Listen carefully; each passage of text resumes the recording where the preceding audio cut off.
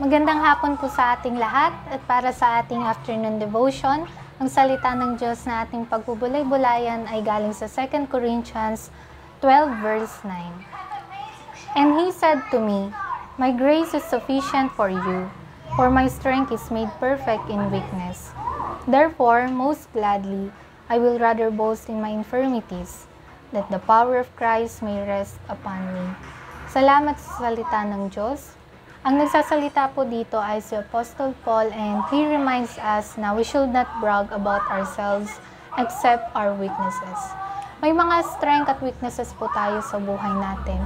Yung mga strength na ibinigay sa atin ng Lord, maybe it can be the gifts or talents, skills na ibinigay ng Lord sa atin na gusto niyang gamitin natin para sa ikag-glorify niya at hindi sa ikag-glorify ng ating mga sarili. Kasi ang taong nagpapakumbaba ay tinataas ng Diyos. At sa mga moments na tayo po ay out of seasons o tayo ay nangihina, lagi po nating tatandaan na God is revealing Himself more sa mga moments na ganito.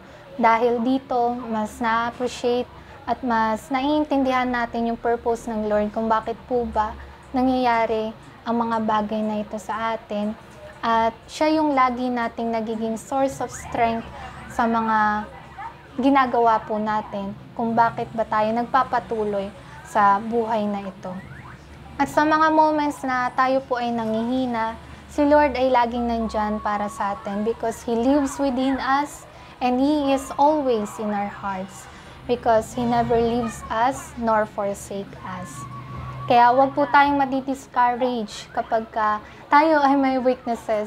But let's be glad kasi dito mas nakikita yung presence ng Lord sa buhay natin, kung gaano siya naging kabuti, kung gaano ba siya nagiging mapagmahal sa atin, at kung gaano niya ba tayo nililift up sa buhay natin. Kaya sabi nga po sa verse 10, "For when I am weak, then I am strong.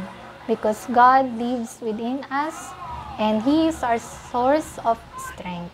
Kaya palagi po nating tatandaan na there is always hope in the Word. Laging may pag-asa sa salita ng Diyos. Salamat po.